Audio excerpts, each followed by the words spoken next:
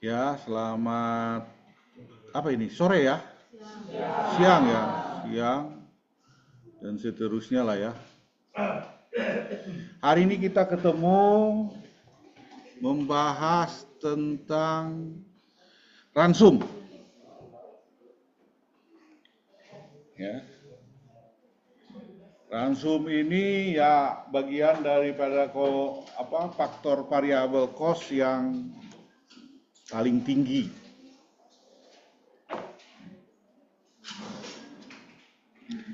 Nah, ransum ini tergantung kepada ada dua hal ya. Satu, kalau kita lihat di sini,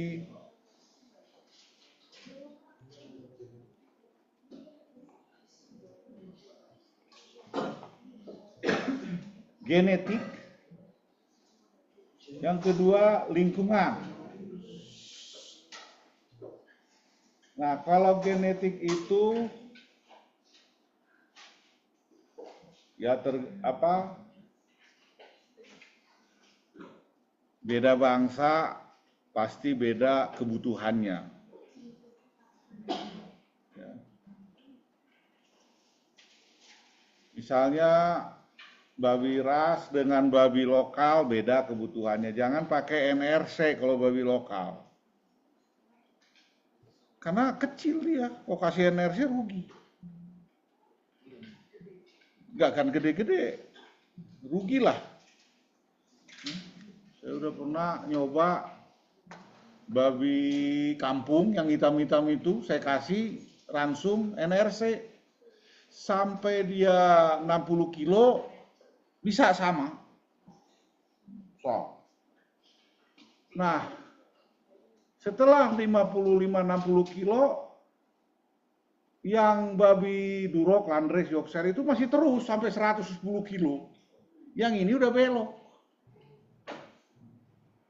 Nah, kesimpulannya kalau babi kampung, ya kok kasih dia sampai 50 kilo selesai, potong. Memang paling besar segitu.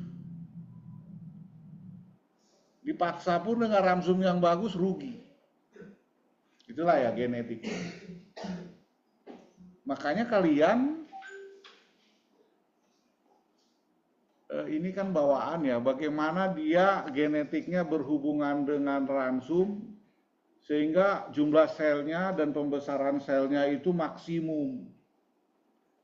Kalau kamu misalnya saya kasih 1 balon, dia 5 balon, dia 10 balon, isi dengan angin. Yang 1 balon tetap ya segini gitu kan. Tapi kalau dia selnya 5 balon, aduh besar 5 balon, ada yang 10 balon. Itu menyangkut jumlah sel dan hipertrofi besar sel. Kalian segede gini ya jumlah selnya segitu, tambah diisi ya segitu, nggak akan lebih besar lagi, lebih tinggi lagi nggak, memang segitu. Jangan dipaksa. Paling kagigir, karep kan gitu kan, bulat.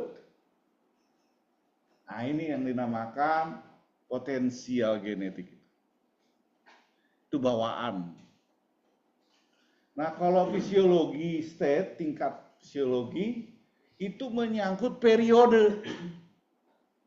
Periodenya itu misalnya starter, grower, finisher, induk. Ah itu periode, beda-beda itu. Nggak bisa finisher kita kasih langsung starter. Rugi. Karena high protein, high energi pada ransum starter. High tinggi. Tinggi protein, tinggi energi, dan lain-lain. Kalau dikasih finisher, sedangkan finisher sudah low. Dia nggak infleksinya nggak terlampau tinggi. Dia sudah mendatar. Paling dia numpuknya itu lemak. Bukan ke daging. Nah ini namanya periode. Itu induk misalnya. Ya kalau induk sih tujuan kita bukan memperbesar induk. Apa tujuan itu? Kalau makannya, kita kasih makan induk untuk apa? Menyusui. Target saudara adalah mempertahankan body score, PS-nya. Dia supaya tetap bagus 3, kan ada 5 itu. Kurus, besar, gemuk gitu kan. Dia harus tetap di levelnya tengah-tengah, tidak kurus, tidak gemuk. Itu aja. Untuk body score, body weight. Yang kedua, ya tadi, tujuan induk itu adalah beranak banyak, susunya banyak. Itu aja otak saudara. Bagaimana membuat laktasi itu susunya banyak, keluar. Pelajari.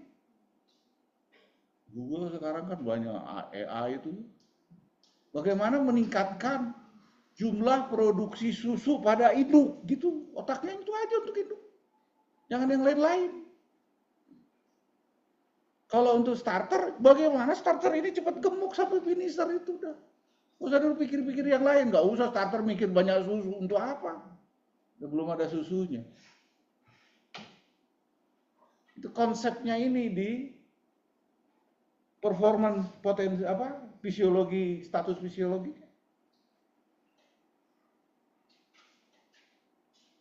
Nah, karena itulah makanya dibagi-bagi. Ada ransum anak, grower, finisher, induk, laktasi, bunting, jantan. Nah, itu bagi-bagi.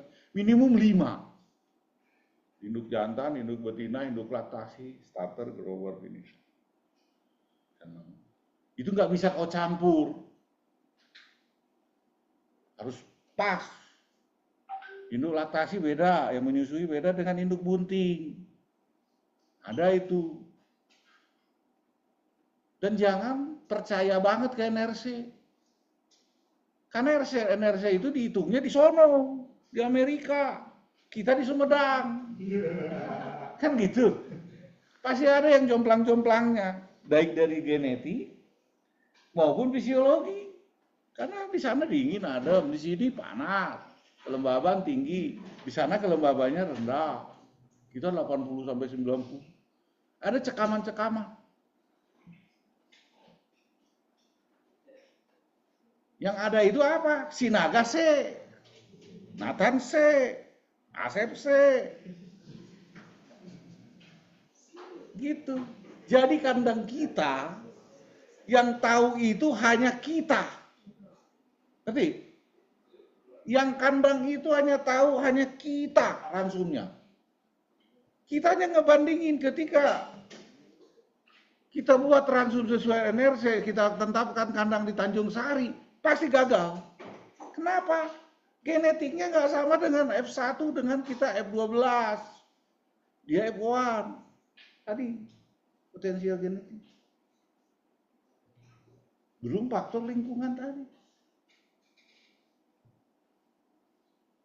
Nah, cenah ya kandang orang mah goreng, bere naon, sudah dikasih ini, tapi kok hasilnya jelek.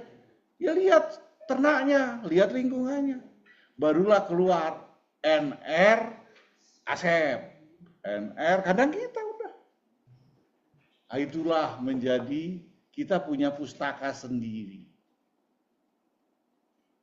NR-nya hanya panduan, ada Brazilian, ada Itali, Irna, ada Indonesia namanya SNI.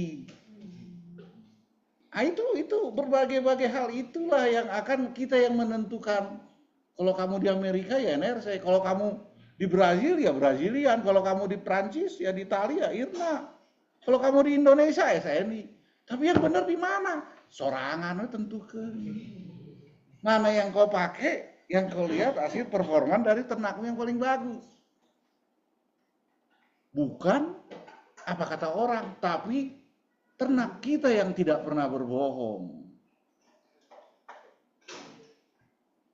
Kalau ternak saudara tetap kecil, padahal saya kasih NRC, ya memang potensi genetik ternakku segitu. Kurangi NRC-nya.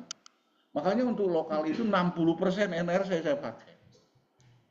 Nggak 100%, karena genetik beda, performanya beda, pertumbuhannya beda, lingkungannya beda. 60% aja. Sampai nilai feed cost, biaya pakan itu ideal, masih ada profit. Nggak usah bikin protein 21, mungkin kalau untuk kita ya protein 18. Karena per satu protein itu ada nilai biaya kalau nggak salah itu 250 per kilo per 1%. Ya misalnya siapalah, kalian saya kasih makan pizza terus. Beda orang bule makan pizza hungkul kalau setelah 5 tahun hasilnya. Kan gitu. Yang genetiknya beda. Atau daging terus. Nah itu. Belum kelembaban. Nah ini ya lingkungan dan genetik. Nah, jadi si babi ini banyak faktor yang mengakibatkan dia itu makan atau pertumbuhan dia bisa dari bibit tadi, bisa dari target, bisa dari ekonomi, kesehatan, interaksi antara nutrien, air, aditif juga pengaruh ini. Air kamu pakai air sungai, air sumur, air keran, air apa itu? Air pam, mana yang paling jelek? Pam. Pam, ada kaporitnya. Makanya ketika kau menggunakan air pam atau yang udah kau kasih kaporit, kapan diberikan ke ternak? 24 jam minimum. Supaya si kaporitnya itu keluar. Kalau enggak di sini si babi ayam itu akan tergerus. Kayak luka dia. Coba kalau dia minum yang masih banyak kaporitnya, kamu itu ini apa sistem tracknya itu saluran esofagusnya itu kena. Aditif ini pengaruh. Nanti saya cerita acidifier untuk cerita kemarin itu aditif ya. Ada di sini slide-nya tambahan. Raw material ini juga pengaruh. Contoh, SBM bungkil kedelai itu ada dari Amerika, ada yang dari Brazil, ada yang dari India, ada yang dari Meksiko. Ya, anggaplah itu. Itu berbeda-beda kandungannya. Ya kau pilih, bukan karena murahnya, tetapi kamu bukan membeli bahan baku, tapi membeli nutrien. Yang dari India, jangan-jangan proteinnya hanya 33, dari Amerika 45, dari Brazil mungkin 42. Nah itu yang Anda masukin lab. Makanya ada namanya COA. Apa COA itu? Kalau kamu beli sesuatu di farm nanti ada COA-nya. COA, apa itu COA? Kalau kamu kerja nanti, content of analyze. Jadi setiap masuk barang itu kamu harus minta mana hasil labnya. Ngerti tujuanku? Ngerti kan? Karena kamu bukan membeli batu. Kamu membeli protein, kamu membeli energi, kamu membeli SBM.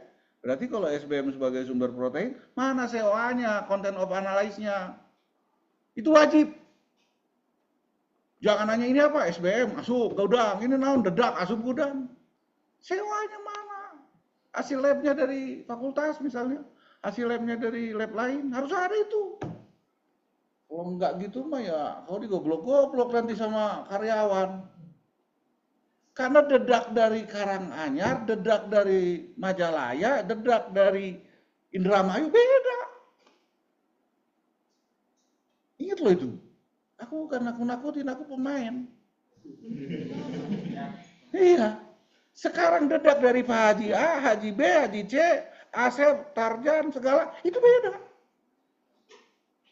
Itu yang perlu kalian pahami, material. Kenapa kok si A beda dengan si B beda dengan si C? Akhirnya kok mengerucut. Mana yang paling benar? Situ mah tukang tipu, woy. Masa dedak dicampur sekam, dicampur batu, campur kapur? Kan gitu kan? Bisa kan dicampur batu bata? Nah gitu, inilah. Proses juga akan berpengaruh. Feed processing. Suhu terutama. Ada beberapa mineral, ada beberapa vitamin atau enzim yang dipengaruhi oleh suhu. Ketika dia masuk ke mesin pelet, itu kan naik suhunya. Lebih tinggi lagi masuk mesin apa? yang meledak itu, yang kayak gun itu. Mesin apa itu? Mesin pelet, mixer kan biasanya hammer mill, mixer, pelleting. Setelah pelleting apa? Supaya untuk ikan, supaya ngambang dia, extruder. Nah, mesin extruder itu lebih panas lagi, bisa 110 derajat. Mesin pellet bisa 80 derajat. Tidak semua bahan vitamin aditif itu kuat setelah melewati proses suhu tadi. Itu kalian paham. Oke? Wah, ini banyak ini kalau cerita ini bisa 2 tahun ya. Ini misalnya bioavailability-nya. Nah, bioavailability-nya itu sampai berapa lama dia dimasuknya target organnya itu. Contoh vitamin, dia sampai apa istilahnya berapa persen yang bisa dipakai menurut standar supaya tidak jadi toksik. Misalnya mineral-mineral zinc, seleniat, propionat, selenium. Pernah dengar-dengar gitu kan? Mineral-mineral organik. Itu bioavailability-nya itu tinggi, cepat. Tetapi kalau dia banyak jadi racun. Karena dia absorpsinya cepat. Karena dia berikatan dengan organik tadi kan. Tapi ketika diberikan banyak, kebanyakan toksik, dia mati. Kita perlu memang mineral-mineral organik seperti itu. Dia sebenarnya kalau aku sih mahal. Gak begitu suka saya penggunaan organik. Tapi diperlukan bagi kondisi krisis, dia 20% dulu dia duluan masuk, setelah itu yang anorganik, itu murah. Jadi kalau Kopassus itu, kalau perang, kamu jangan mengirim tentara dulu. Apa yang dikirim duluan? Intel. Intel dulu, di sana gudang senjata, di sana listrik, di sana presidennya tempat tidur. Itu dulu yang dikirim. Setelah dapat, baru kirim pasukan udara, jedur, baru darat, jedur, selesai kan menang, kan gitu. Udah ngirim tentara ya PKB. Nah itu mineral itu begitu, bioavailability itu. Yang kalau duluan target ya Kopassus dulu aja, kalau Intel berangkat. Itu sedikit resikonya. Dia 20% dari nutrien. Setelah udah dapat sama mereka, baru masuk yang lain yang murah, anorganiknya. Sekarang coba kalau selenium organik itu bisa 1 juta sekilo. Kalau selenium biasa paling 50.000 sekilo. Jangan karena kita kaya ya beres 1 juta KB ya rugi. Ya. Nah ini farm management misalnya ya tadi lah ya cara pemberian makan. Lebih sering dia kau beri makan lebih bagus. Bila perlu kalau dia tidur bangunin lagi kasih makan. Istirahat 2 jam bangunin lagi itu lebih bagus. Daripada teratur. Jadi prinsip pemberian makan di sini adalah keteraturan. Kalau kau makan jam 7 ya jam 7 terus. Jangan sekarang jam 7, besok jam 9, besok jam 8. Makan siangnya jam 1, jam 12, jam 11, jam 3. Itu namanya kacau. Karena tubuh ternak itu adalah seperti baker.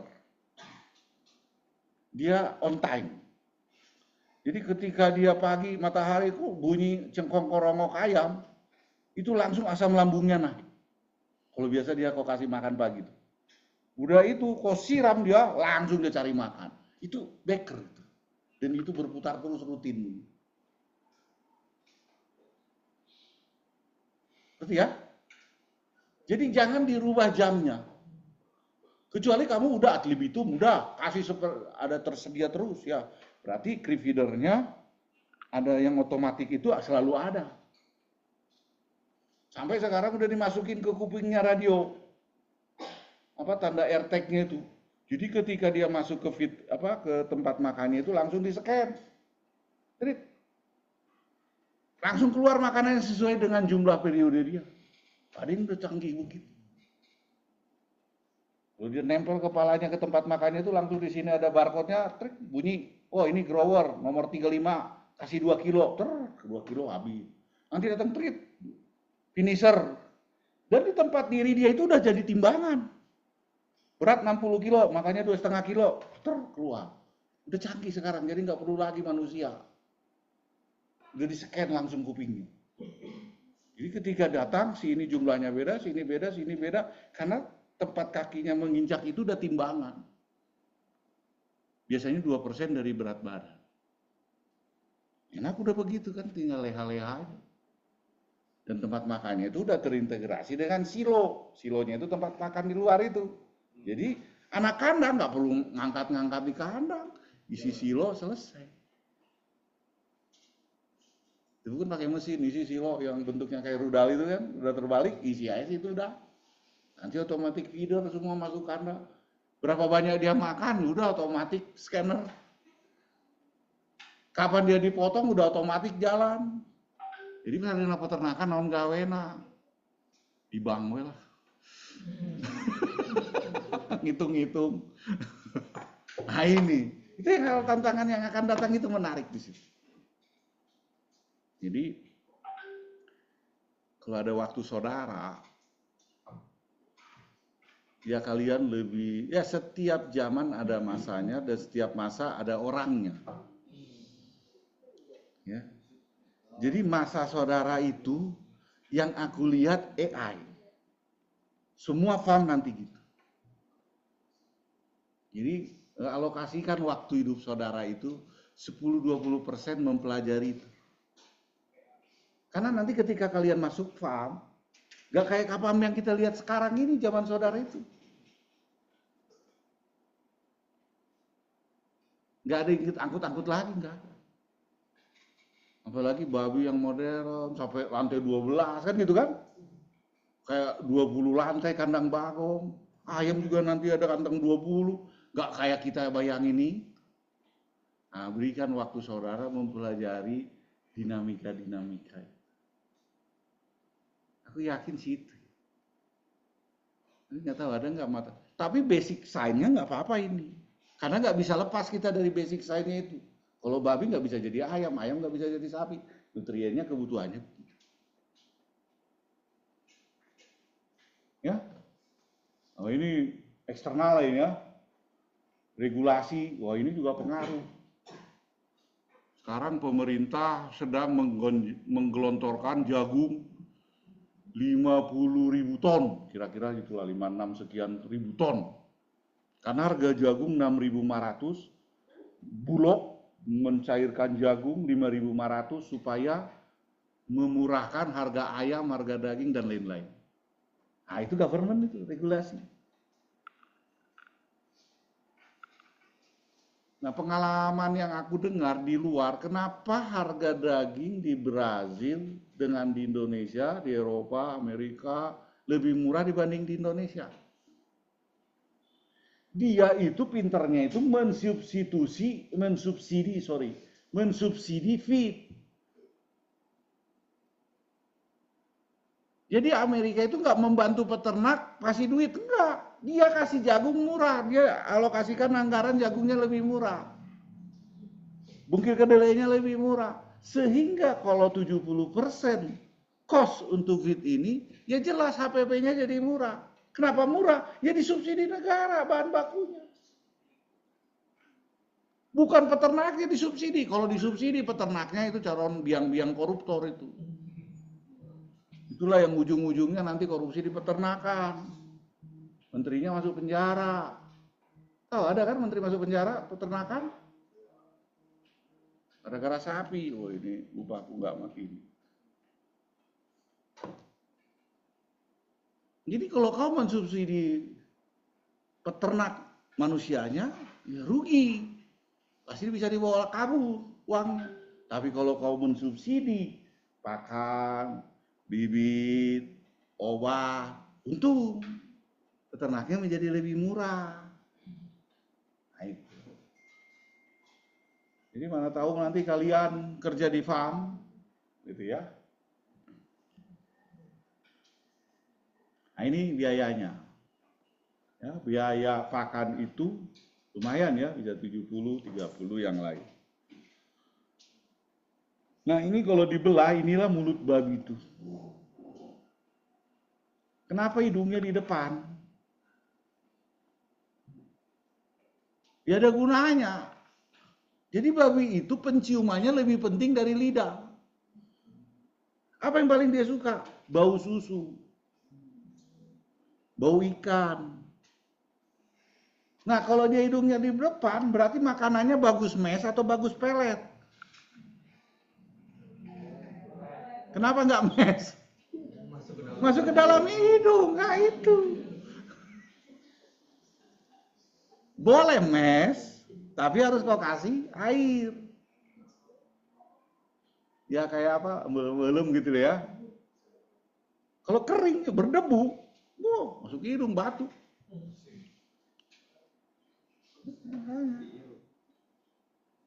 Nah ini lambungnya, lambung monogastrik itu ini, ya, dia lambung.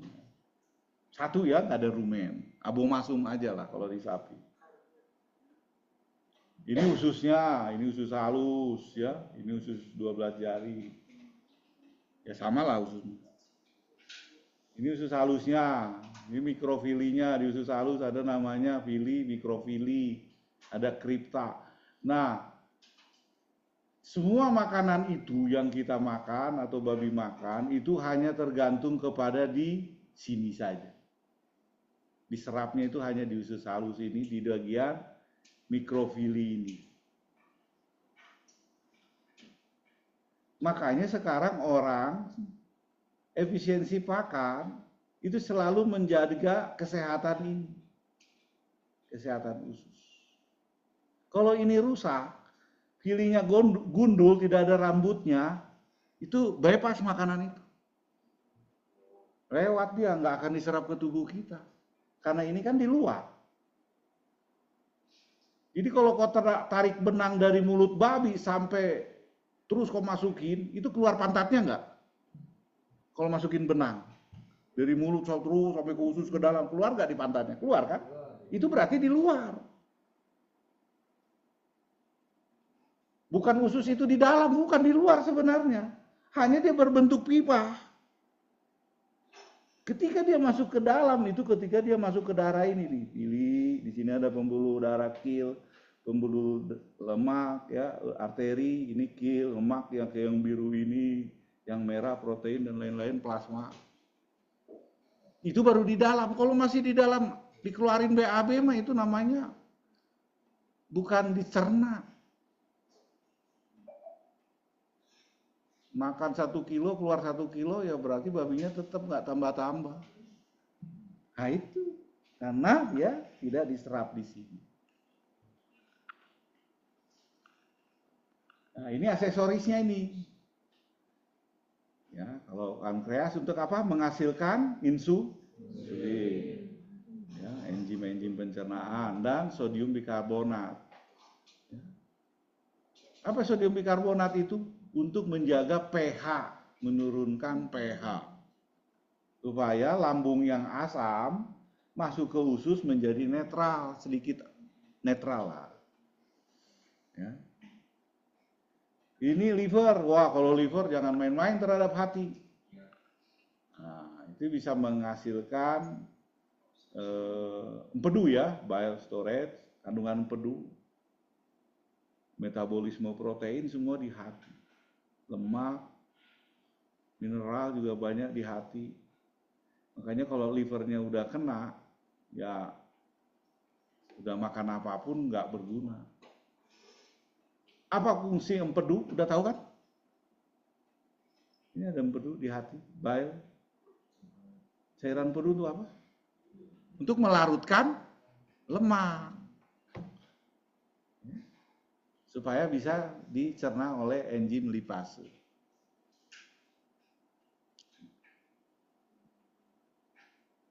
Ini lambung, pankreas. Ini hati ini bukan lambungnya ini hatinya. Ini empedunya. Kantong empedu. Kantong empedu itu ya melarutkan lemak tadi ya supaya larut dalam air supaya enzim lipase bisa bekerja. Makanya orang yang kena liver nggak bisa makan minyak, mencret. Karena lemaknya nggak bisa dicerna. Karena nggak ada ini, empedu ini. Nah, ini usus besar. Usus besar, sekum, rektum.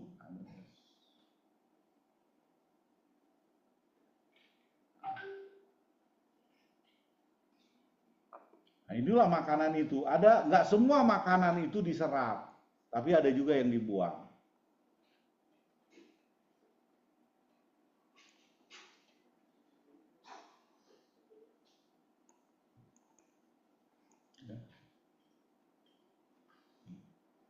Dia ada yang dimakan, lemak, protein, serna, ya.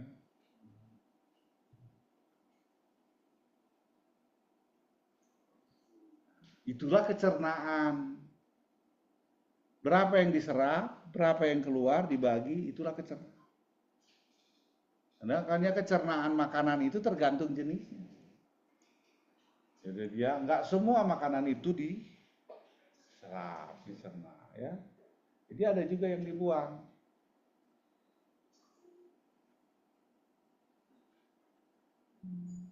Nah, semakin tinggi kecernaan karena proses, semakin bagus hasilnya. Tapi semakin banyak yang dibuang, berarti semakin jelek. Gitu ya. Kok ada yang dibuang Pak, protein kok bisa dibuang? Ya iya, epitel-epitel yang air liur itu protein loh, dibuang. Enzim itu protein, dibuang.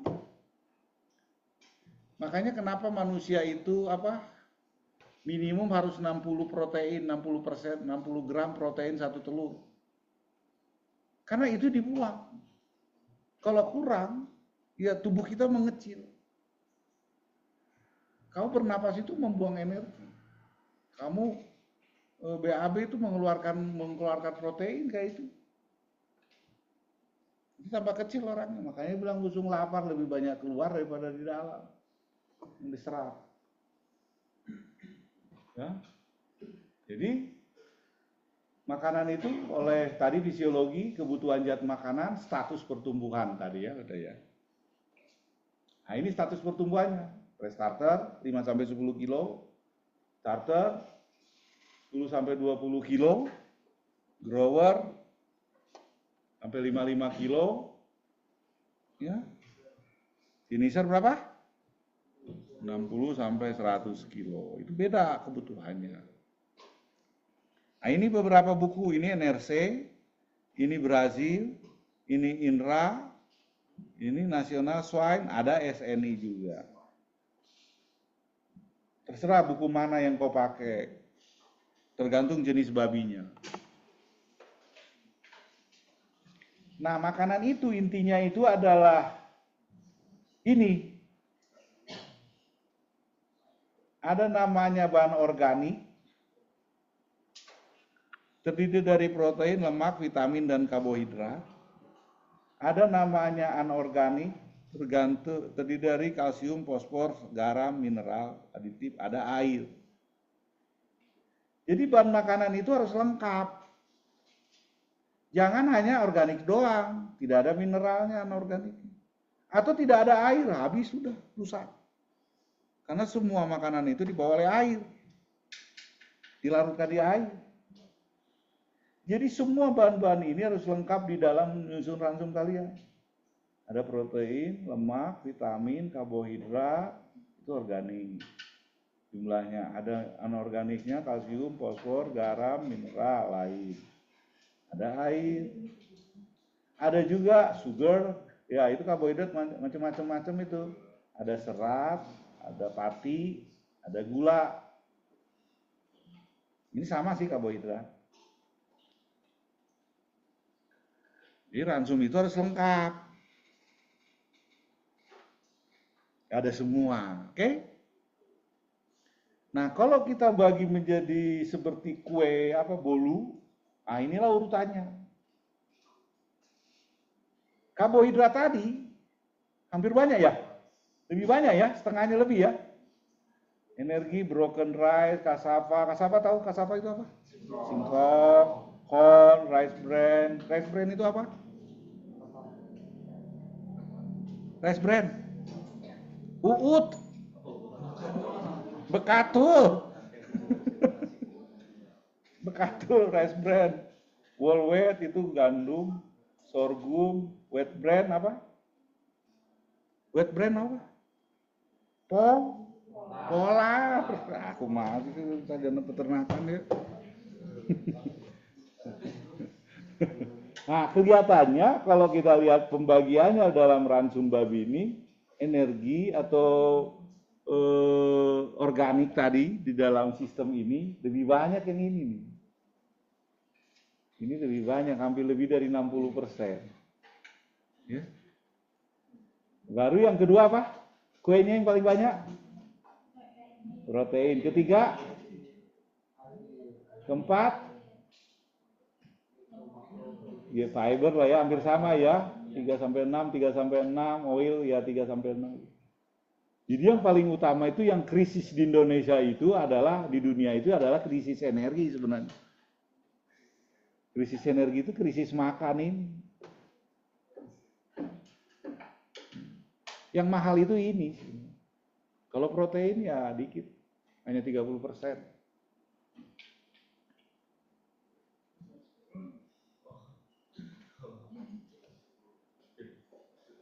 Nah ini asam amino. Nah ini yang PR kemarin nih. Rasio asam amino.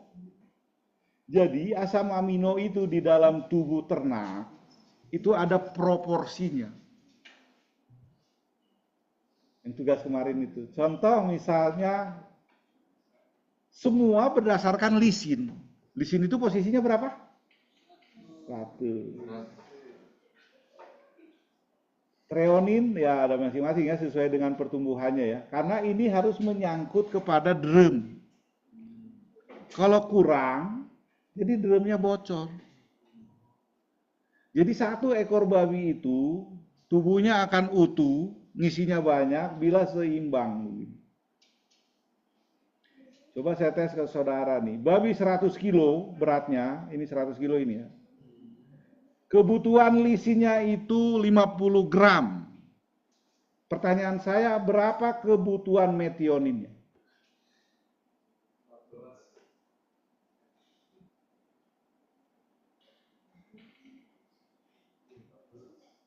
14. Babi 100 kilo, kebutuhan lisinnya 50 gram. Berapa kebutuhan metioninnya?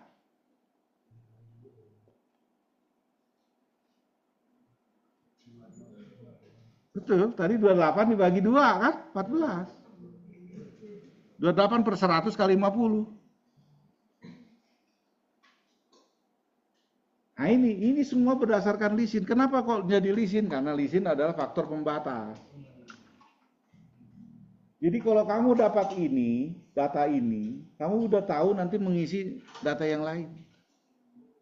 Kebutuhan metionin, triptofan, habis fenilalanin, tirosin, ini tahu. Satu aja ini pembandingnya ini. Jadi nggak usah diapalin, dapat tabel ini selesai. Supaya apa ini ada tabelnya ini karena udah dihitung. Kebutuhan ideal asam amino itu ada perbandingannya untuk membentuk satu protein. Jadi protein itu tambang, tali-tali.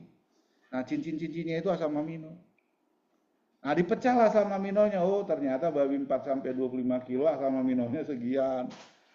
Lisinnya 100, treoninnya 62, metioninnya 28. Saya contoh lah ini. Lisinnya 100, treoninnya 62, metioninnya 28. Harusnya dia 28, saya isi 10. Jadi enggak nyambung katanya itu. Bocor, ini yang terjadi. Samping ini nih. Karena satu rantai itu udah satu ikatan macam-macam. Kalau satu nggak ada ya nggak bocor. Atau apa istilahnya, nggak putus lah. Putus, nggak nyambung talinya. Protein itu kan ikatan polipeptida banyak. Sama amino. Rambut saudara itu kalau dibentangin itu bisa sampai ke rektorat itu asam aminonya.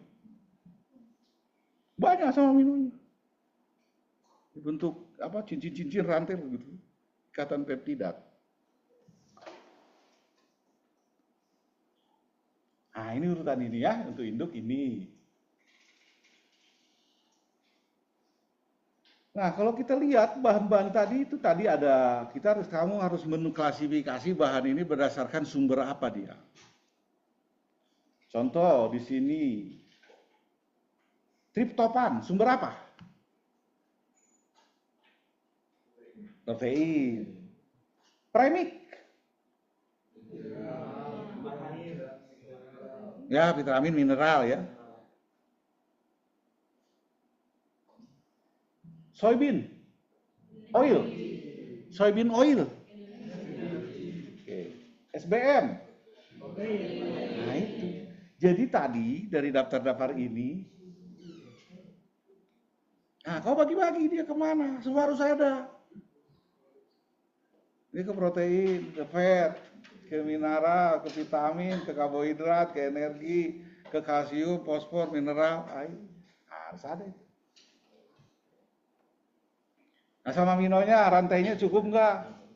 Misalnya gini, mana ya?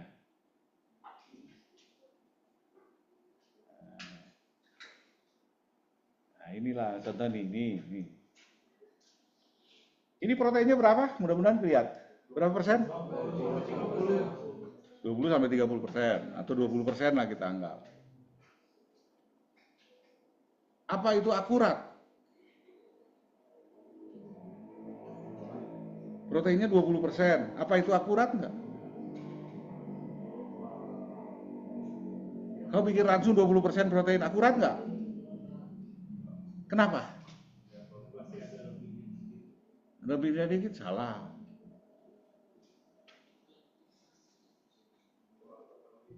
Kurang terpenuhi kenapa?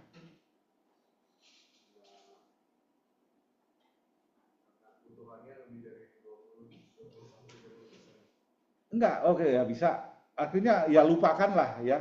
20% itu semua lah. Yang ada 30-nya, 20% aja. 30%-nya nggak ada angkanya itu. 20% kita berikan protein pada babi atau ternak. Apa itu udah kurang? Hasilnya bagus. Enggak. Karena 20% ini apa? Protein apa? Kasar. Kasar. Protein yang benar itu adalah ini.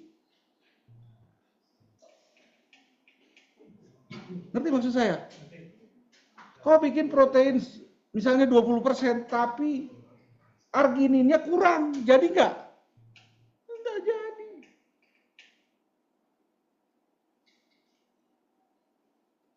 Kasih urea, proteinnya bisa 20%. Tapi nggak ada asam aminonya. Kurang proporsi triptofannya nggak ada. Itu mah teori tahun 70 protein teh. Sekarang mah orang larinya ke sini. Kalau kamu nanti kerja di farm nggak akan ditanya berapa kandungan proteinnya, enggak, berapa lisinnya, treoninnya gitu. Karena protein itu adalah teori-teori lama. Urea juga protein. Kencing juga protein. Karena kan hanya melihat N dia, kandungan N. Tidak berdasarkan. Jadi kalau kamu nanti kerja di pabrik makan, nggak lagi cerita protein, cari ini, ideal digestible nutrient. Ideal asam amino yang ada di dalam bahan tersebut. Makin sulit ya, makanya ada alat-alat labnya lengkap. Sekali simpan keluar semua ini, berudul semua, terderat gitu berapa persen.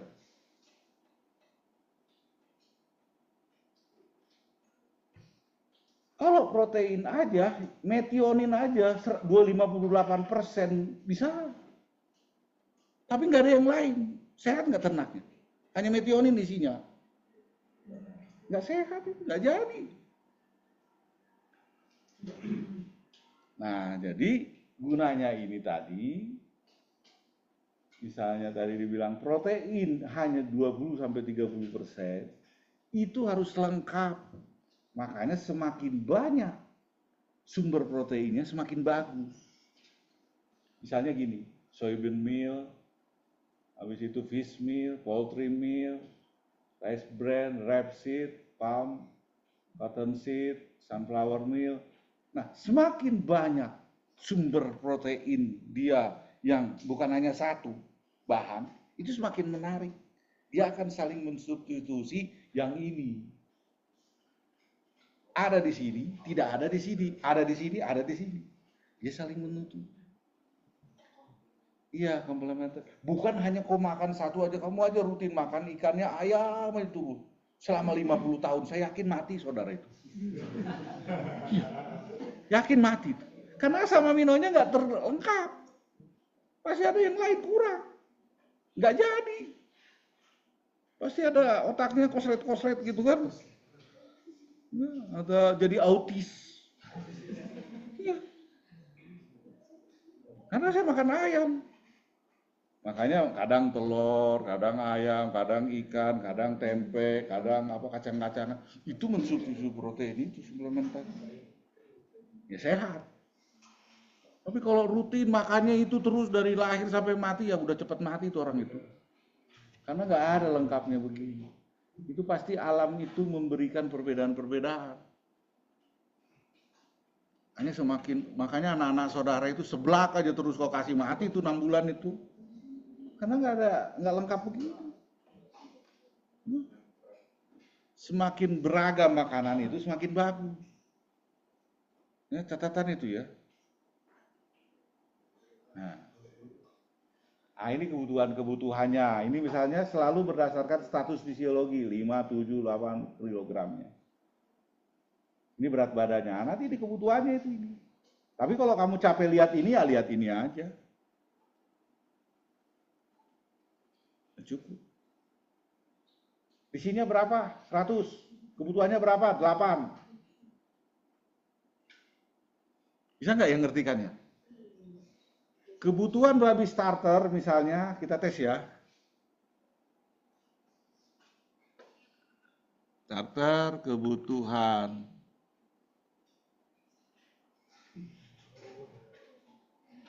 Ini satuannya gram ya. Hah? Kilogram ya. Body weight, berat badan itu. Asam amino acid total N persen.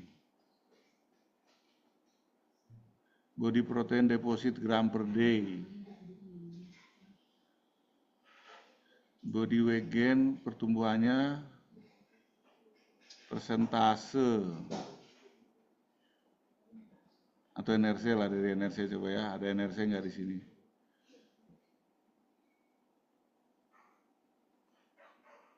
Coba NRC ya. Nah, ini nih.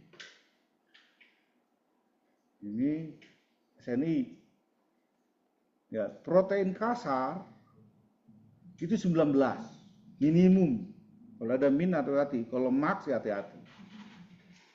Air itu nggak boleh max. Kenapa 14 nggak boleh lebih dari 14? Jamur, diare kan? Nah, protein kasar itu minimum 19. Nah, kita lisin minimum 1,15. Kenapa kok SNI kita melakukan hal ini? Supaya si 19 ini tidak hanya bahan protein lain, tapi lengkap, ada lisin, metionin sistem. Gitu.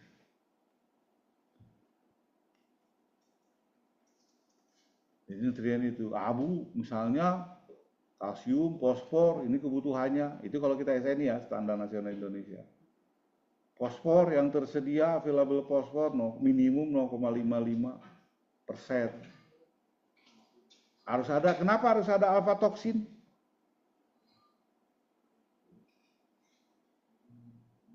Ini ada total alfa toksin. Ya ada jamurnya itu, nggak boleh lebih berjamur. Kalsium, abu, serat, lemak. Nah, serat kasar nih. Serat kasar maksimum 7. Berapa? Aku salah-salah mata lagi. 4 ya? Nah, itu kalian sadar. Jadi serat kasar maksimum 4. Kenapa 4?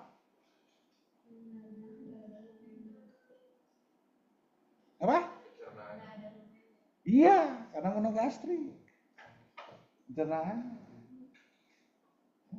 Lemak maksimum loh 7. Lebih dari 7 ya mencret. Artinya tadi protein tadi udah oke. Kadar air tadi menyangkut kalsium. Kenapa kalsium 0912? Untuk apa kalsium fosfor ini? Tuang. Jangan kurang dari sini. Di antara ini boleh. Fosfor ya antara ini boleh. Energi 3000. Nah, pertanyaan, energi ini apa? Energi apa namanya? Bisa gitu dapat energi metabolis? Dari mana?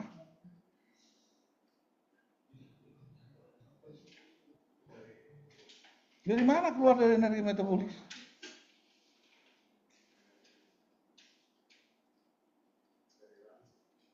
Ya dari ransumnya, totalnya energi metabolisme 3000. Dari mana dapatnya? Bisa gitu dapat energi metabolis keluar? Energi metabolis itu apa?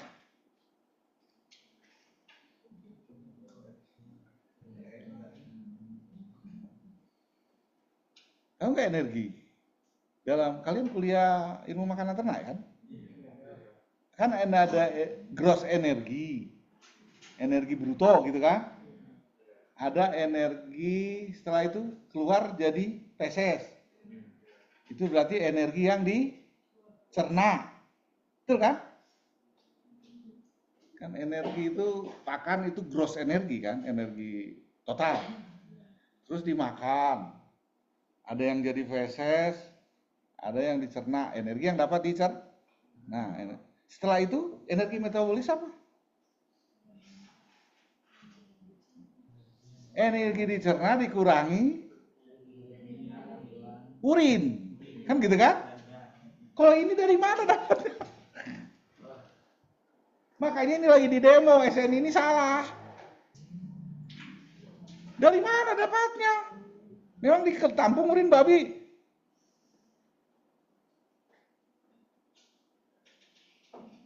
Nggak ada, nggak bisa dapat loh energi metabolis. Kan energi gross dikurangi energi feses, energi yang dapat kecernaan kan? Energi kecernaan dikurangi urin, energi metabolis. Memang dapat dari mana? Nggak bohong ini.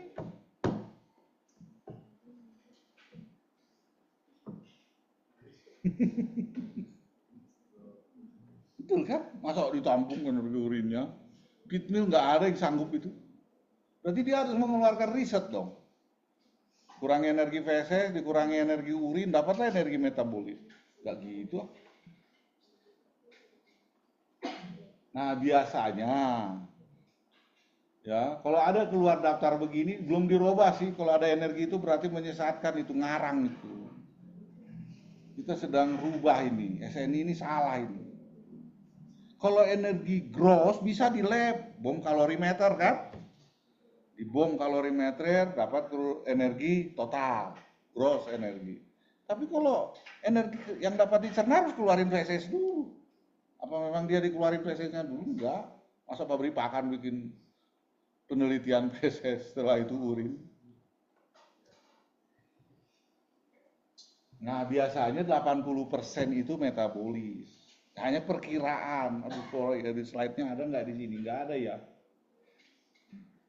Nggak ada, biasanya 20% dari total energi yang kita makan itu kebuang. Sisanya metabolis. Bisa feses, bisa urin. Contoh begini. Energi pakanmu 4.500. Berapa energi metabolisme? Energi dari lab, hasil bom kalorimeter 4.500. Energi metabolisnya berapa? Kalikan 4.500 kali 0,8. Itulah energi metabolis. Karena 20% kebuang feses, kebuang urin. Itu masih prediksi. Aslinya ternaknya kok kandangin, tampung fesesnya, tampung urinnya, masukin ke itu, dikali-kali, bagi-bagi, dapat hasil aslinya. Tapi kan orang malas penelitian. Makanya di langsung harusnya ini dibuang. Tapi kenapa Pak di sini ada NRC? Coba NRC ini mana NRC tadi? Ah ini NRC. Energi ME ini. Metabolis kilokalori per kilogram dari mana ini? Ya memang dia penelitian kalau ini mah. Tapi kalau kita enggak. Energi metabolis itu adalah energi pakan dikurang energi urin dan feses. Feses dulu baru urin. Nah ini penelitian. Tak gimana Pak, saya kan ini 3.400 ya kira-kira aja energi ransum total kali 0,8 harus dapat ini.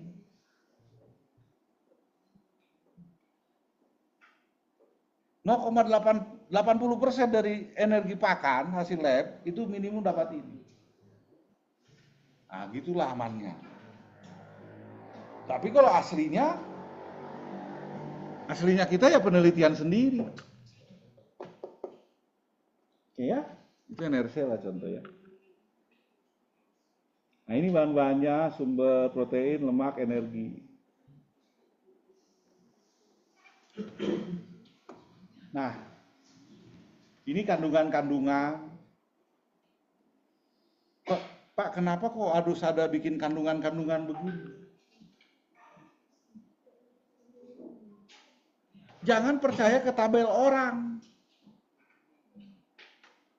Ini hasil lab sendiri nih saya dapat. Kalau ini lebih percaya karena aku analisis sendiri. Harusnya begitu. Makanya CO-nya perlu dicek. Misalnya dedak beras itu proteinnya 11, ada lainnya 11. Enaknya hasil dari laboratorium ini adalah asli yang ada di farm kita. Bukan hasil dari pemberian orang atau dari buku. Makanya kenapa ternak kok di hasil labnya, hasil laptopnya bagus, tapi ketika diberikan ke ternak, langsing-langsing. Itu terjadi tuh. Oh ini pakai drill, pakai Excel, pakai ini. Udah Pak, ini udah dilebihin. Diparafin aja langsing kieu ternak tuh. Ini karena ini yang salah. Kamu menggunakan standar yang salah. Standarnya bukunya tahun berapa? Makanya harusnya bahan yang masuk, barang yang masuk itu dilabkan, baru dianalisis, baru diformulakan. Itu yang benar.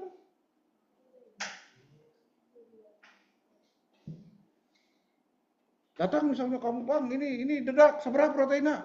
12, ngarang lah sama payu. Kuduna kan 11. Dedak mana ya dedak? Nah ini. Tuh orang mah dedaknya bagus, dedaknya 14. Super ini mah. Percaya masukin 14. Langsung keluar Excel-nya, keluar Braille-nya, keluar Pitmania-nya, keluar yang lengkap. Ngus yakin gendut lah itu. Pas dikasih langsing. Aduh salah. Itu salah menghitung. Parameternya berbeda. Makanya ada mahasiswa kita, alumni kita yang masuk penjara gara-gara ini. Masuk penjara itu asli. Musibahnya ketika diformulasi, dikasih ke ternaknya bukan langsing, mati. Kelebihan mineral, mati. Masuk penjara itu. Ya lumayan lagi, matinya 1.500 ekor. Kan bikin formula. Formula dikasih ke Fitmil didiam, dung, pas diparapkan parum. Mana formulanya ini? Dilihat. Misalnya garam misalnya hanya 0,2%, maksimum dikasih dia 10%. Jadi itu lah kicep-kicep sapinya kan. Dehidrasi. Haus dehidrasi, mati. Langsung dipenjarakan itu orang. Ya 1.500 kali 20 juta itu segitulah kerugiannya. Makanya kalian nanti kerja, kalau nanti bagian nyusun-nyusun gini harus jujur yang pertama. Lihat dulu kandungan aslinya berapa. Jangan katanya. Katanya, oi cina sakian. Cek si Asep sakian. Goblok bisa. Ya kalau kalian dipecat sendiri nggak masalah. Kalau diberikan mati. Langsung sekalar begini. Nah, cina babi teh pada sehari tuh udang-udang duit. Masuk penjara itu. Untuk mencret. Ini kita harus real di dalam menyusun itu. Satu, bahan bakunya real, yang kedua kandungan bahan bakunya real, baru formulasinya real. Lihat kebutuhannya. Kalau kita itu masuk penjara sampai di sidang. Lab nutrisi deh. Itulah hiburan lah itu.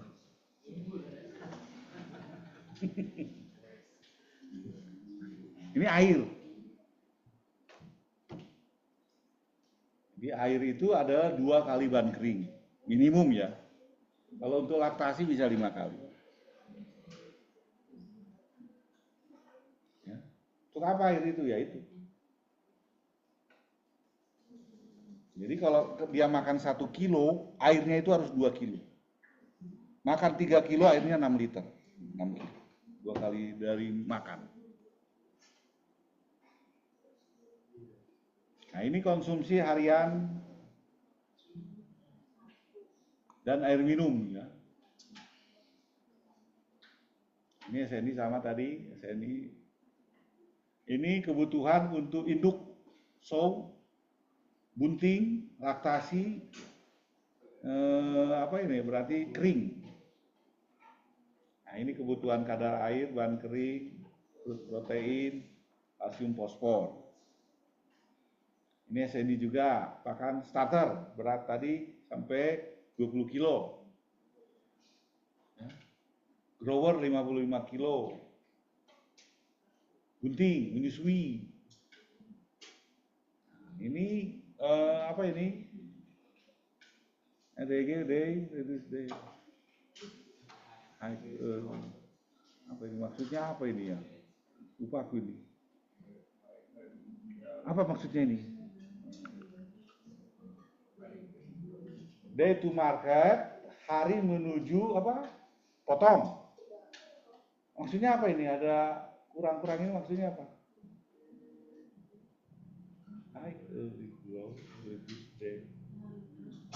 Oh, apa? Tahu nggak? Gimana jadinya? Maksudnya apa ini? Tabel ini, grafik ini. Kalau pertumbuhannya, katanya gitu kan, cepat di awal, betul kan? Berarti ternak itu dijual lebih cepat, ya benar. Star menentukan akhir, gitulah bahasa Indonesianya. Star menentukan akhir. Startnya bagus, makanya kalian IPK semester 1 menentukan semester akhir, ya ini. Kalau IPK-nya 1, poin sekian semester 1, inilah lama lah lulusnya gitu ya, semester 12, 18. Kayak gitulah. Tapi kalau IPK semester 1-nya cepat, lulusnya lah lebih cepat lagi. Ini beda berapa hari nih coba? 173, 183, berapa hari nih? 10 hari ya. Bagi saudara 10 hari itu sepertinya biasa. Tapi kalau 1 juta ekor, miliaran itu. 1000 ekor, miliaran. Beda 10 hari.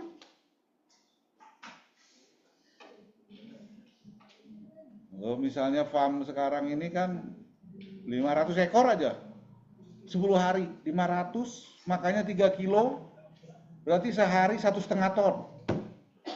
Kali 10 hari 15 ton. Kali 10.000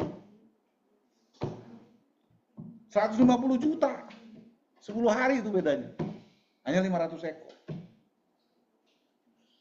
Makanya jangan hati-hati. Makanan starter menentukan finisher.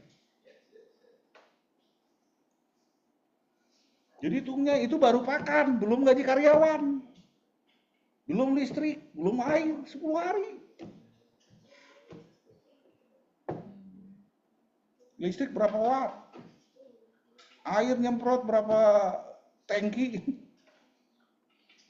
Karyawan limbah berapa banyak? Semua dihitung.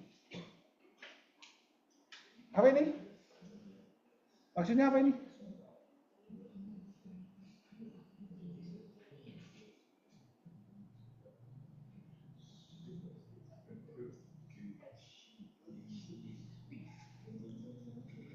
Ada yang bisa? Ya, batik. Yuk, apa artinya? Coba cerna dulu.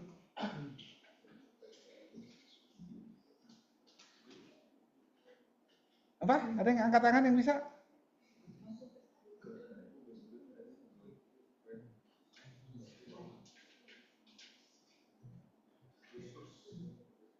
Jadi kalau kalian lulus ya ketemu grafik-grafik ini.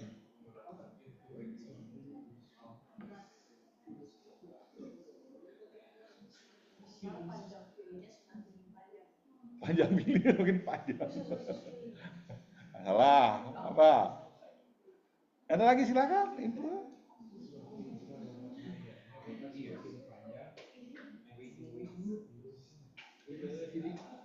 Ya.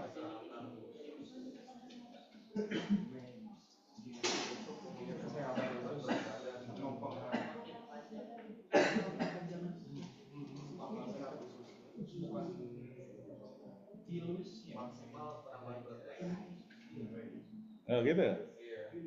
Dari Google Translate gitu.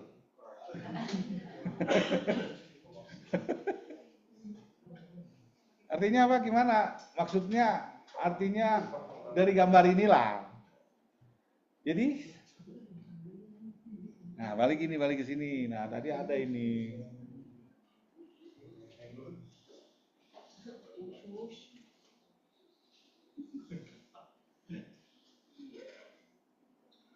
Mana tadi ya? Di atas ya. Kesehatan usus. Nah ini nih. Nah ini Billy Mikrili. Kalau dia kesehatan ususnya itu bagus, katanya apa? Panjang dan lebar. Maka apa yang terjadi? Banyak menyerap. Terus apa yang terjadi? Pertambahan bobot badannya makin. Benar. Apa ini?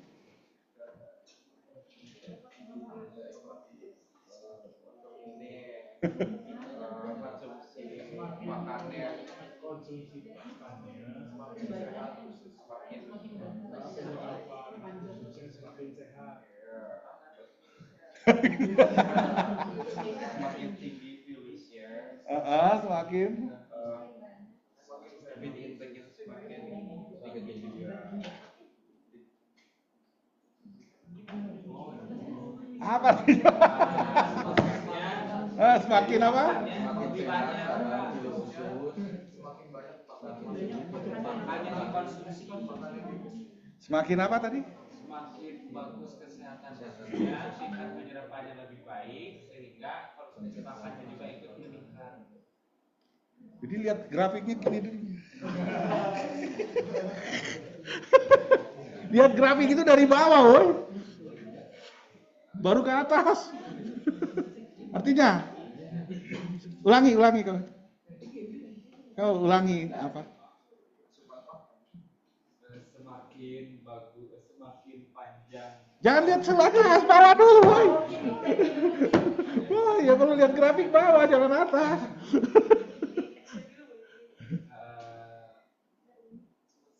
banyak konsumsi pakan, Ya. maka semakin panjang jadi usus. Ya itu yang benar kalau baca grafik. Jangan dibalik, benar. Aduh, jangan ya. Jangan dibalik, pusing nanti. Apa ini?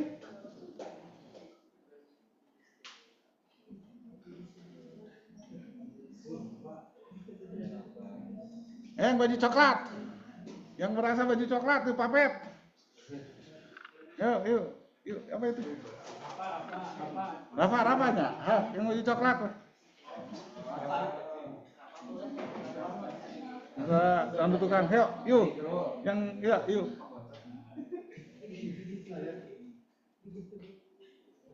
Yang belakang.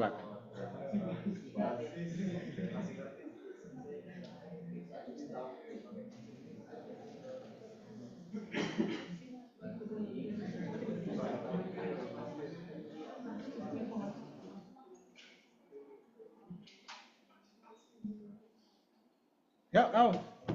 Semakin tinggi persentase pencernaan bahan keringnya, maka feed intake-nya juga bisa lebih banyak dari Iya, betul. Jadi pencernaan makanan itu semakin bagus, konsumsinya semakin bagus. Feed intake itu makan ya, makan. Apa ini?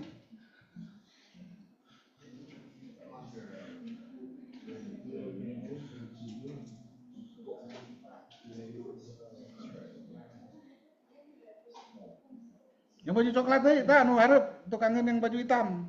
Coba.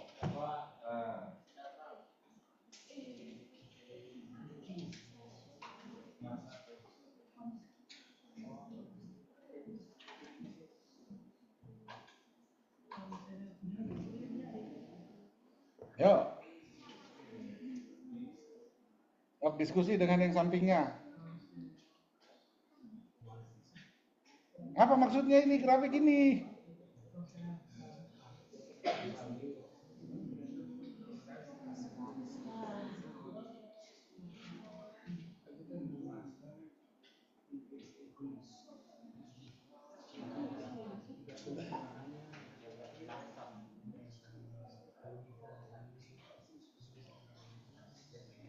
Silakan angkat tangan.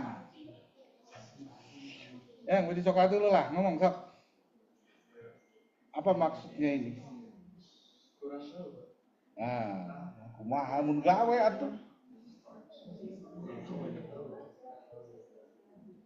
Mun datana kieu.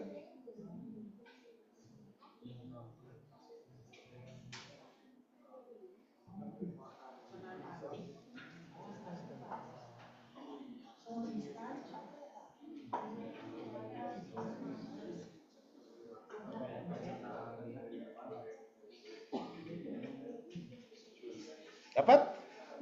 Sok, siapa yang ngerti? Paling belakang ya, yuk, please. Semakin ujung usus halusnya, jadi semakin banyak juga hati yang diserap. Nah, itu ilium itu bagian usus halus kan? Ya. Ada duodenum, beberapa jari, jejunum, ilium.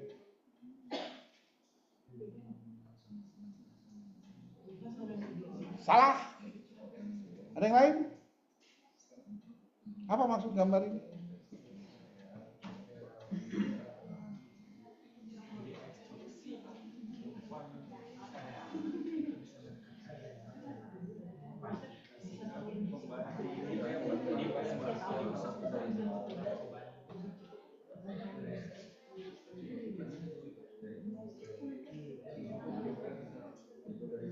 Silakan, nggak apa-apa, salah juga. Samping yang paling belakang.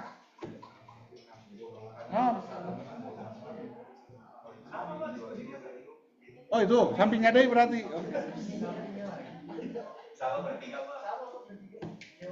Oh depannya berarti. Depannya ya.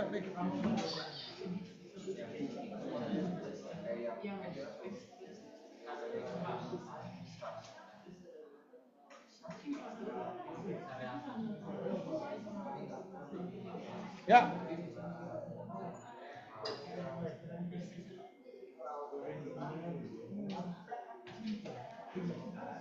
Raw itu apa? Raw mentah. Extruder dimasak. Jawab. Hah? Ya kau yang baju hitam kenapa? Ya jadi Pak, di mana ini tuh datanya memperlihatkan bahwa sereal yang lebih matang itu bakal lebih patinya tuh bakal lebih cepat dicerna. Jadi kalau mulai yang dimasak itu mulainya di 50 ke atas, sedangkan kalau yang masih mentah itu pada usus halus itu di 25. Nah itu jawabannya, ngerti ya? Apa ini?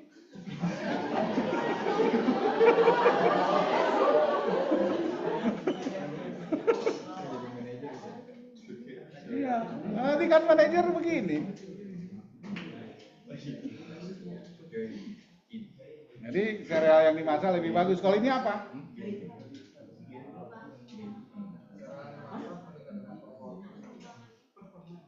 Performanya gimana? Yang dimasak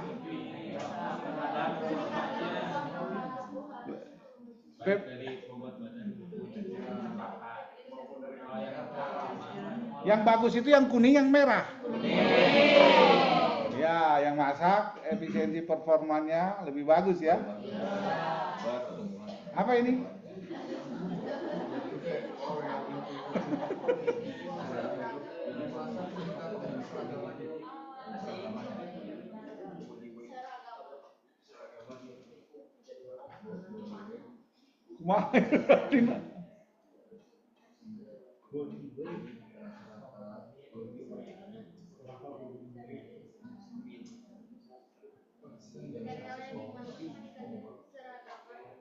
Dari dimasak meningkatkan keseragaman, perbaiki mungkin persentasenya. Ini kumaha itu ya 70, 85, 100, 115. Body weight itu kan berat badan. Berat badan rata-rata 100. Persentase peak 0 sampai 25. Dipoto itu jadi PR inilah. Aku juga pusing nih. Ya dipoto jadi PR. Aku aja pusing, kenapa begini?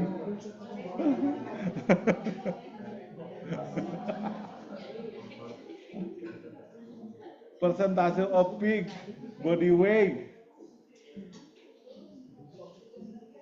20%, 100%, 25.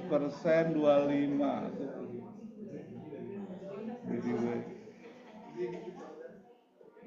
70%. Coba artinya apa? Ada yang bisa?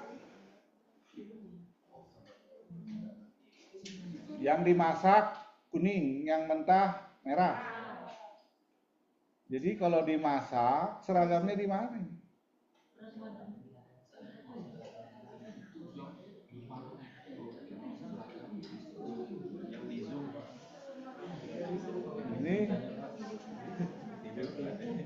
Ini apa? Persentase opik 25%.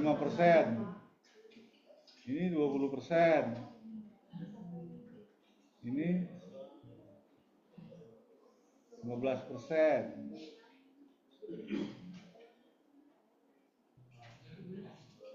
Berarti satuannya keseragaman. Ini berat babinya. Ini distribusinya kan ya berat badan sampai 145 kilo. Kalau yang dimasak,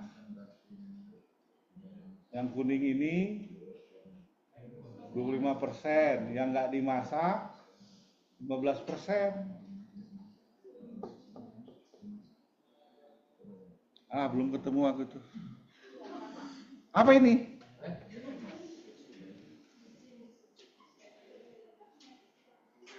High quality, tapi yang paling bagus. Yang paling bagus ya? Jadi kalau milih apa? Tumikan. Yang kedua? Oke. Bagus. Apa ini? Kualitas ini slow performance High quality. yang high quality. Oh, yang high PBB-nya lebih bagus ya? Dengan efisiensinya. Apa ini?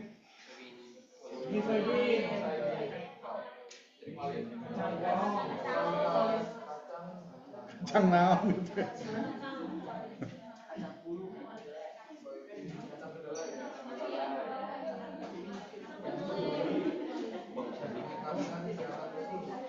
Ayo, siapa yang bisa ini menjelaskan ini?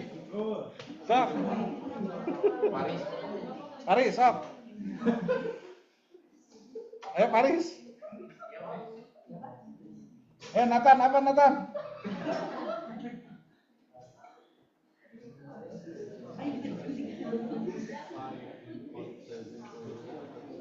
Artinya apa ini?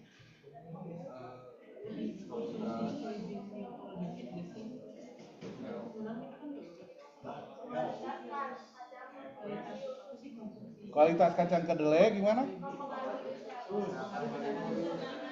Mempunyai gili usus. Kok aneh? Jadi yang mana bawahnya gimana tuh? Hah?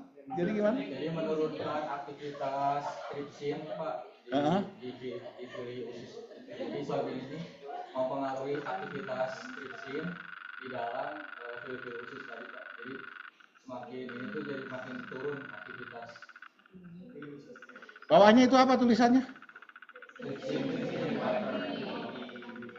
Pada kedelai itu apa racunnya? Namanya apa? Antitripsin. Dia mengikat tripsin. Racunnya itu antitripsin namanya kalau di kedelai. Makanya dipanaskan. Jadi tripsin inhibitor activity kalau semakin besar gimana? Merusak pili usus. Jadi racunnya kalau dikurangi, gilinya semakin naik. Makanya kedelai itu nggak boleh dimakan mentah, mencret, harus dimasak dulu. Ada antitripsin. Apa ini?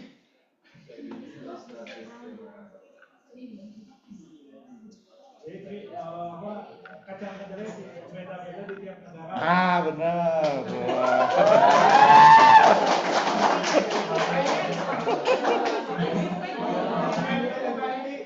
Apa ini?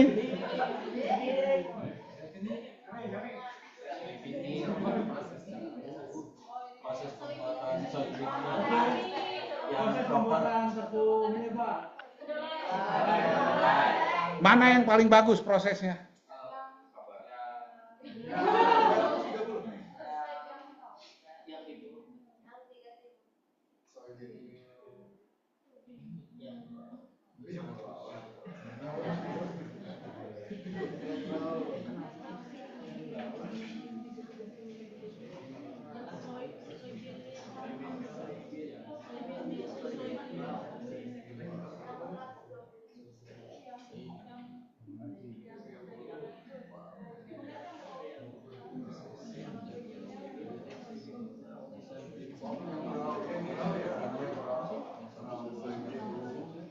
Suhu nggak sih?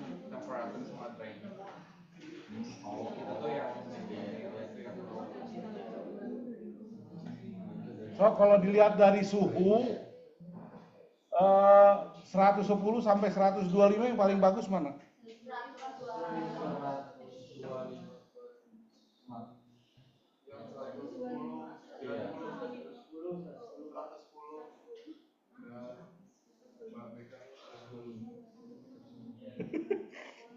Nanti kalian kerja itu berhadapan dengan gini-gini. Yang paling bagus mana? Kalau diolah suhu dengan pemanasan, ban kering, temperatur, mana yang paling bagus kedelainya?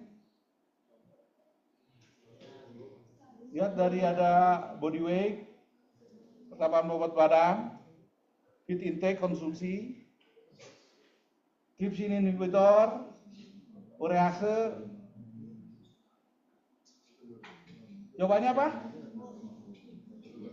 Pemanasan berapa derajat?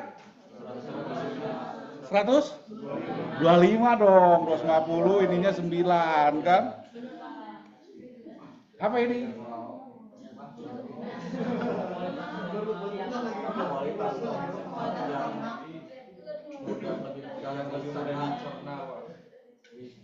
Yang jelek mana, yang bagus mana?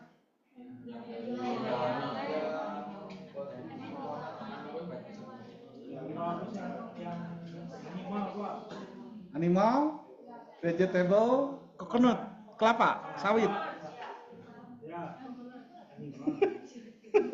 Ayo ini.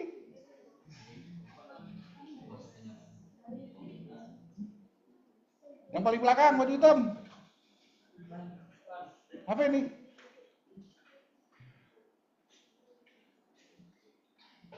Kalian satu baris itu pindah ke depan deh, paling depan. 1, 2, 3, 4, ayo. 1, saya hitung sampai 5, harus maju. 1, 2, 3. Daripada yang jadi setan di sana. Nah, ayo. Yang baju biru, silakan. Apa artinya?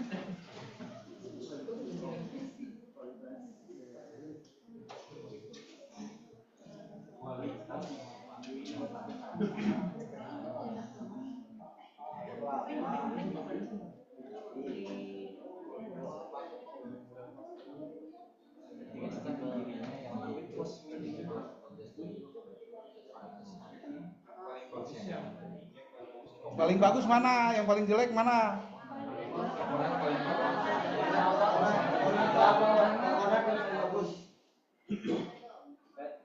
Itu tingkat kecernaan lemak kan gitu kan?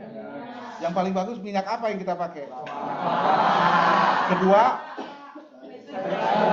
sayur, ketiga nah itu apa ini?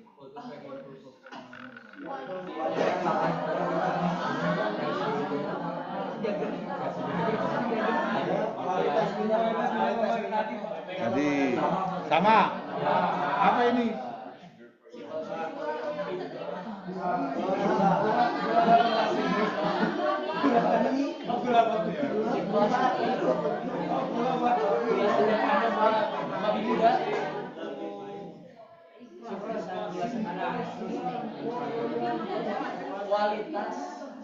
Jadi sumber kan harus ada pemanis ya, sweetener. Mana yang bagus? Ya. Genfit itu apa? Yang vertikal itu apa? Genfit itu apa? Pertumbuhan dibagi konsumsi. Efisiensi itu namanya. Yang paling bagus berarti sumber gula itu apa? Apa ini?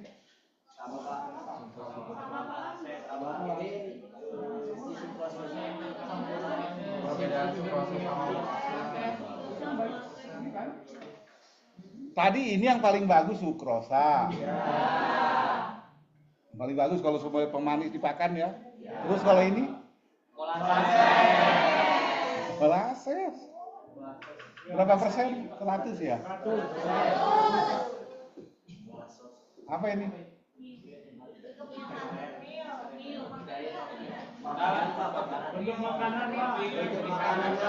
Artinya apa? Artinya yang pada bagus, pada babi apa yang bagus? Iya ya. Tepung ya.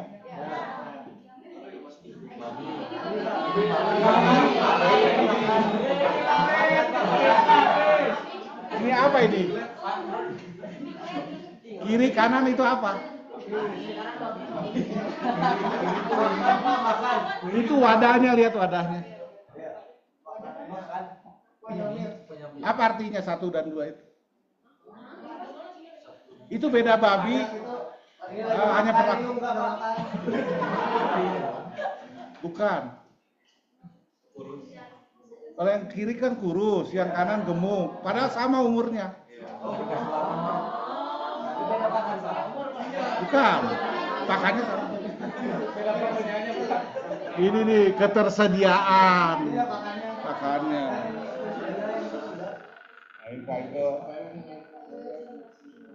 Apa artinya ini?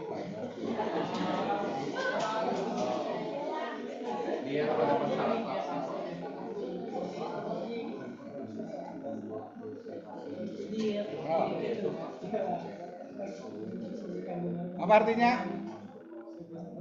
Jadi induk itu perlu serat supaya nggak konstipasi katanya. Konstipasi itu apa? BAB-nya keras. Ya. Terus yang kedua perlu serat supaya lahirnya lancar. Sumber serat yang paling bagus apa? Alfalfa ya.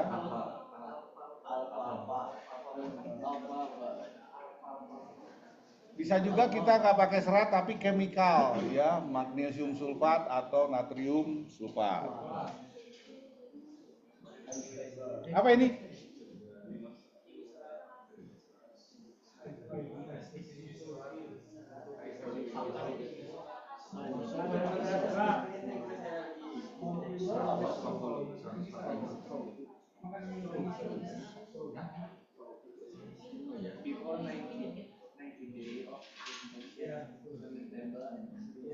Apa artinya?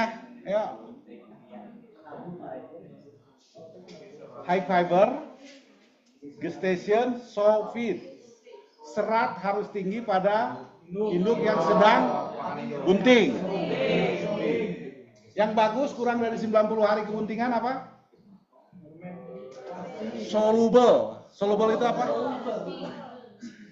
Larut dalam air. NSP itu singkatan apa?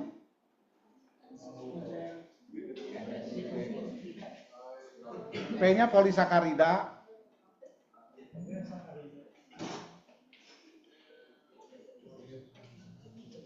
NSP itu BTN, badan ekstrak tanpa nitrogen. Non-stat polisakarida. Nah, kalau yang buntingnya lebih dari 90 hari, kasih yang tidak larut. Insoluble NSP. Yang tidak larut dalam air. Makanya kayak kalau yang buntingnya tua, kasihlah ya kayak rumput-rumputan, alfalfa. Supaya apa? Supaya terjadi fermentasi menghasilkan apa? Di usus belakangnya, di sekum. Kalau serat di fermentasi jadi apa? Asam, lemak, terbang. Asam lemak terbang itu apa aja? Propionat.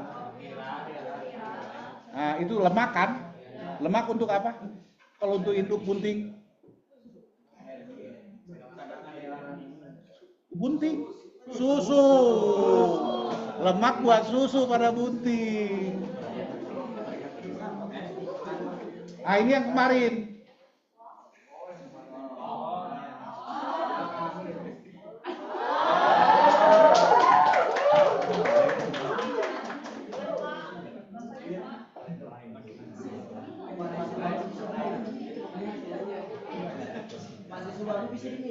Enggak.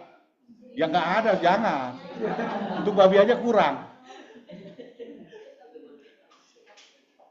Apa ini?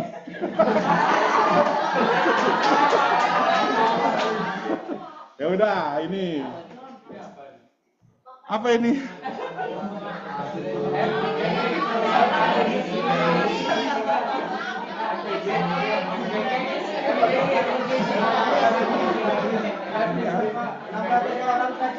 Makan bergizi gratis.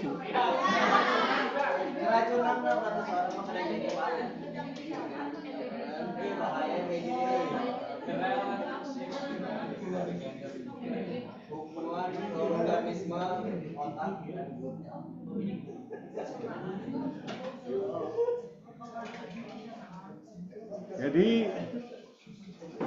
kemarin itu saya sama Biochem, ini perusahaan Jerman ini, ditunjuk pengaruh prebiotik, probiotik, ya simbiotik terhadap peternakan lah begitu, terhadap ternak, babi, ayam. Nah, hubungannya ini, ternyata di usus kita itu mikroorganisme sangat berhubungan dengan otak dan sangat berhubungan dengan gut itu usus halus tadi. Ya.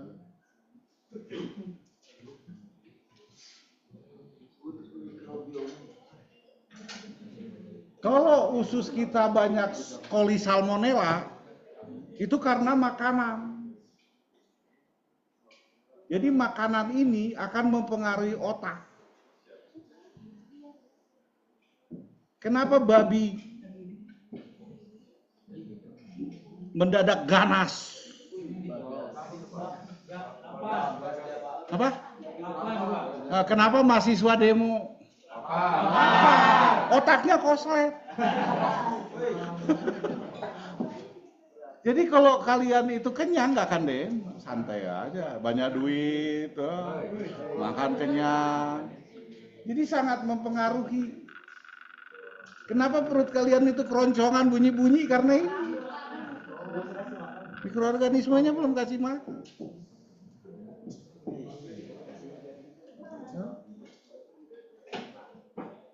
Nah, di sini usus ini antibodi 90% antibodi itu ternyata dibuat di usus. Jadi kalau usus saudara rusak, antibodi kita rusak. Yang kedua, hormon itu banyak dibuat di usus. Jadi kalau kalian diare, semua tubuh kalian itu rusak. Otak juga rusak. Hormon di sini.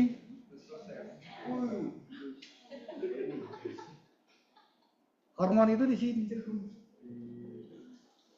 Jadi dia ada 3 hormon yang mempengaruhi dan ada hubungannya dengan bakteri, kerjasama dengan bakteri probiotik. Namanya serotonin. Serotonin itu adalah hasil dari kombinasi di usus kita, ada bakteri, ada makanan, ada triptofan. Triptofan itu apa? Asam amino. Tadi kan ada triptofan. Nah, triptofan ini dengan bakteri diolah menjadi serotonin. Apa guna serotonin?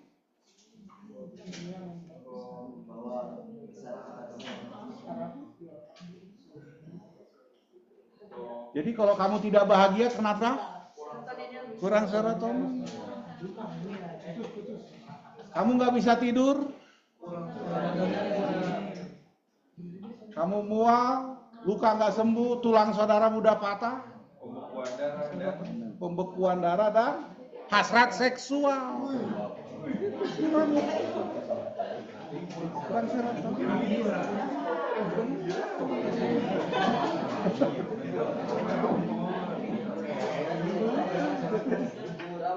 Kalau babi anaknya kan 12. Kalau hasrat seksualnya nggak ada, gimana? Penyakit itu, Pak. Gimana mau reproduksi? Nah, ada lagi kinurenin untuk apa? Peradangan, sembuh, sistem imun, dan neurologi. Jadi banyak babi stres, ayam stres karena kurang. Terakhir apa lagi? Indo apa?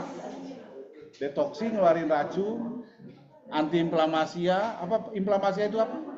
Radang. Ini gara-gara ini. Jadi bakteri, usus dan otak itu sangat berhubungan. Kalau kalian lapar pasti bawaannya ngambek.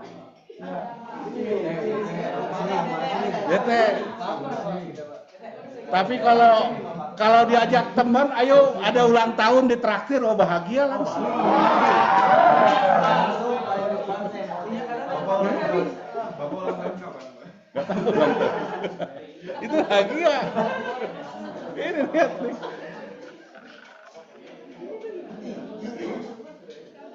Ya, jadi probiotik dan yeast ini mempengaruhi kesehatan antibodi. Nah, ini sumbernya. Kalau probiotik itu dari apa? Bakteri baik. Kalau yeast, kalau prebiotik,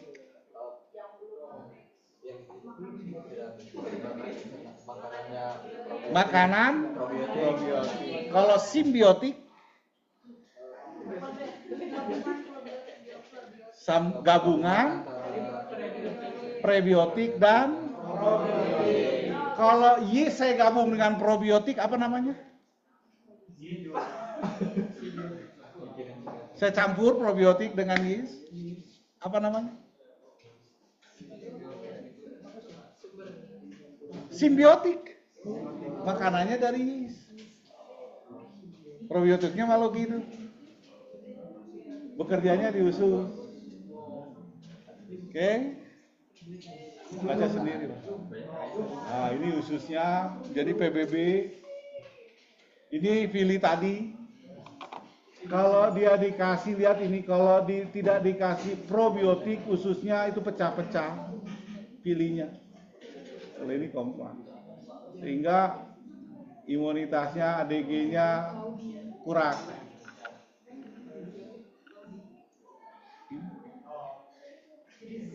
Nah, ini sumber yeast, bisa dari kue, bir, etanol.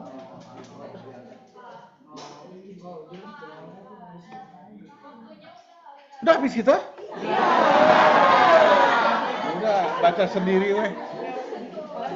Jadi hari ini pertemuan kita, nanti sisanya udah aku kirimkanlah ke kalian. Ya.